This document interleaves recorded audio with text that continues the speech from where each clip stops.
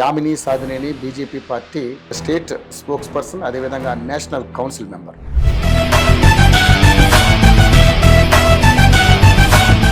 Madam నమస్కారం. Madam నమస్కారం. వైఎస్ఆర్సీపీ నుంచి అనేక రకాల ఎలిగేషన్స్ వస్తున్నాయి, రకరకాల విమర్శలు మేము చేస్తా ఉన్నారు. దాన్ని ఏ విధంగా తిప్పికొడుతున్నారు, ఎలా ఉంది పరిస్థితి? వైసీపీ లాంటి విద్రోహ శక్తులు, రాష్ట్ర వ్యతిరేక శక్తులు కంటిన్యూస్ గా దాడి చేస్తున్నారు. ఒక్క 3 సంవత్సరాలు కళ్ళు మూసుకుంటే మనమే అధికారంలోకి వస్తాం, ఆ తర్వాత రప్ప రప్ప అన్నాడుగా ఆయన. మరి గంగమ్మ జాతరలో పొట్టేలు తల నరికినట్ట రప్ప రప్ప సిగ్గుండాలి మొహాలకి. నిజంగా మనుషులు మానవత్వం అనేది ఉంటే ఇలాంటి మాటలు మాట్లాడరండి. జడ శ్రవణ్ అనే వ్యక్తి కానీ, కృష్ణ రావణ్ అనే వ్యక్తి కానీ కులాలలో అదేవిధంగా మతాల కుంపట్లలో రాజేసి శవ రాజకీయాలు చేస్తూ కులాల మధ్య మతాల మధ్య చిచ్చు పెట్టుకొని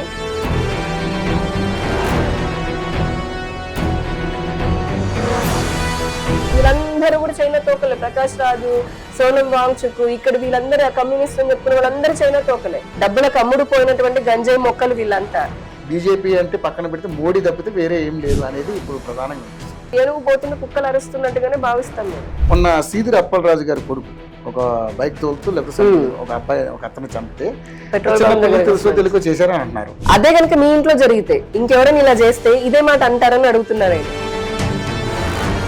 వాళ్ళ ఇంట్లో మనుషుల ప్రాణాలు అయితే ఒకటి, బయట వాళ్ళైతే ఇంకొకటే. ఏదైతే ఈ నీట్ పేపర్ విషయంలో, లీకేజ్ విషయంలో ధర్మేంద్ర ప్రధాన్ రాజీనామా చేయమని చెప్పేసి అటు కాంగ్రెస్ పార్టీ కావచ్చు, సిజేపీ అంటే కాంగ్రెస్ జనతా పార్టీ ఒక రకమైనటువంటి విధ్వంసం అక్కడ జరిగింది.